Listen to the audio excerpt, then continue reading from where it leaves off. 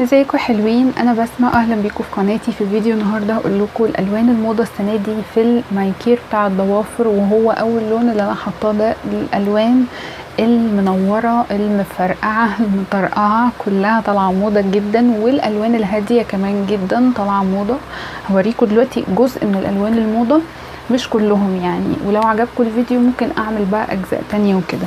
بصوا، من الالوان الموضه واللي هي تحفه بصراحه وانا بحبها، شايفين درجه اللون المارون اللي هو النبيتي ده على طول موضه وما بيروحش، وبجد انا بحبه جدا جدا، وهو بيليق على اغلب درجات البشره.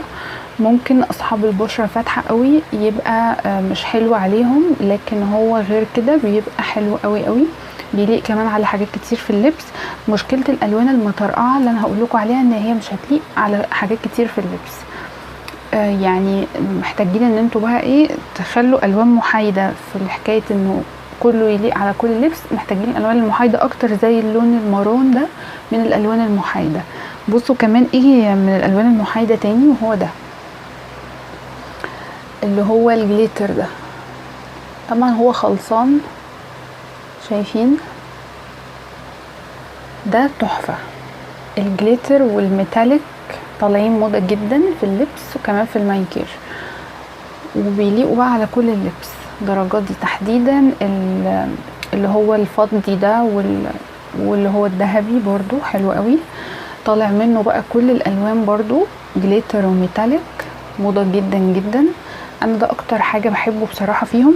وكمان بالنسبه لي بيبقوا سهلين بقى، يعني سهلين ان انا احطهم واشيلهم عشان الوضوء وكده، فانا بحب دول. يعني مش بحب بصراحه الحاجات اللي هي الجل بتاع الضوافر والحاجات دي، لان طبعا بتمنع فترات طويله انتوا عارفين، فانا بفضل ان احنا نحط ونشيل براحتنا.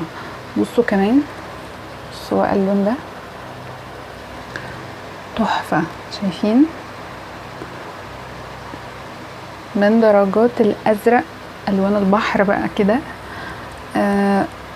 موضه جدا جدا. عايزاكم تكتبوا لي في التعليقات اكتر لون عجبكم من اللي انا هقول عليهم دول، وايه الوان بتحبوها اكتر من الموضه، ولا مش ذوقكم قوي بتحبوا الوان تانية. طبعا من الالوان الاساسيه والموضه على طول صيف وشتاء، وهو ده الاسود تحفه. طبعا بيليق على كل درجات البشره، بيليق على كل اللبس. ده من الالوان المحايده جدا جدا اللي انا بحبها وبعشقه، كل ما يخلص لازم اجيب منه تاني. كمان اللي هو الازرق ده اللي انا وريته لكم، ده بيليق على كل درجات البشره، يعني مفيش حد مش بيليق عليه اللون ده. بس طبعا مشكلته بيقيد في حكايه الالوان وكده في اللبس. ده كمان طالع موضه جدا. بصوا الاخضر الصريح والالوان الباستيل الفاتحه، يعني الاخضر الفاتح كمان طالع موضه، الازرق الفاتح، كل الدرجات الفاتحه، الاصفر الفاتح وكمان المنور، يعني الاتنين موضه جدا. بصوا ده اللي انا حطاه بقى اهو، هو طالع في الكاميرا فاتح شويه، لكن هو يعني في الحقيقه منور ومفرقع، من الالوان اللي هي الفسفوريك دي، عارفينها اللي بتبقى بتنور. فده طالع موضه جدا جدا. كمان الاساسي معانا برضو، وهو زي الاحمر كده، زي الاسود اقصد، وهو الاحمر. بس مش كل الدرجات بقى بتليق على كل الوان البشره، يعني انا بالنسبه لي اللي هو مدي على عنابي كده شويه بيليق جدا على بشرتي. اللون ده هيليق على درجات البشره زي كمان الخمريه او الافتح شويه، لكن البشره الفاتحه جدا تجيب الاحمر المنور اللي هو الفاتح خالص، الدرجه الفاقعه منه. خلاص دول كده جزء، يعني مش كله. طبعا الاساسي معايا لازم اللي هو الشفاف ده. نصيحه بقى مهمه لازم اقول لكم عليها، عايزين اي مانيكير تحطوه يطلع شكله يعني غني كده وشيك ونضيف. انتوا لو جايبين احسن الانواع ومش بتعملوا اللي انا هقوله ده، هيطلع شكل المانيكير وشكل ضوافركم وحش جدا. يعني بصوا مهم جدا عشان شكل الضوافر يطلع كويس ونضيف، المانيكير ما يقشرش على طول، مثلا بعد شويه كده تبصوا تلاقوا قشر وباظ. مهم نحط اللي هو الشفاف التوب كوت مهم جدا، مهم جدا يتجاب من ماركة كويسة. يعني الالوان المانيكير دي ممكن تتجاب من اي حتة براحتكم، هاتوا اي نوع ما فيش مشكلة. النيل بولش اللي انتوا عايزينه. ايه المهم وايه اللي بيفرق؟ التوب كوت اللي بيتحط الشفاف. طب انا برشح تجيبوه منين؟ بتاع اماندا حلو، بتاع يولو. انتوا اكيد عارفين يولو ده بيبقى ستاند كده موجود في الصيدليات، ده انا بصراحة بعشقه. وفي التوب كوت ده منه يعني في التقيل في الاخف شوية، في منه انواع. انا بفضل التقيل. التقيل ده بيدي سمك للنيل بولش اللي انتوا حاطينه، فبيديله شكل اشيك واقيم بكتير جدا جدا بشكل لا تتخيلوه. فده بالنسبه لي اهم من ماركه النيل بولش اصلا. فدي الافكار ودي النقطه المهمه اللي حبيت ان انا اكد عليكم فيها، علشان تتاكدوا انه شكل الضوافر حلو، انه مهم جدا.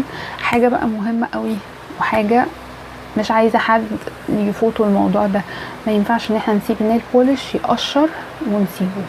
لا، ما تعملوش كده، ما تعملوش كده. بعض الناس يعني مش كل الناس بتعمل كده، لكن ما تعملوش كده علشان نحافظ على اناقتنا شياكتنا. كده كده احنا اصلا مش محتاجين نسيبه كتير عشان الوضوء والصلاه، فكده كده بنحطه شويه وبنشيله.